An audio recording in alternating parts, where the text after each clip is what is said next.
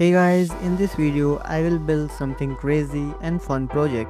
This is a DIY 3D printed string suitor. This is really fun project to build one with 3D printed parts. Must watch this video till the end to build one yourself. Let's start making this project by ordering the 3D printed parts from GLC 3DP. GLC 3DP is one of the most reliable 3D printing manufacturer. They provide 3D printing service with different kind of material.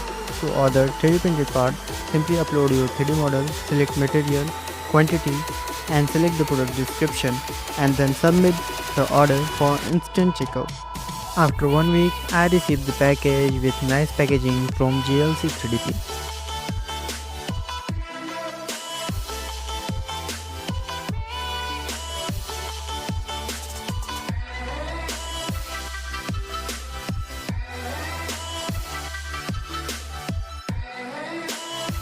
As you can see, the quality of the material looks premium and strong.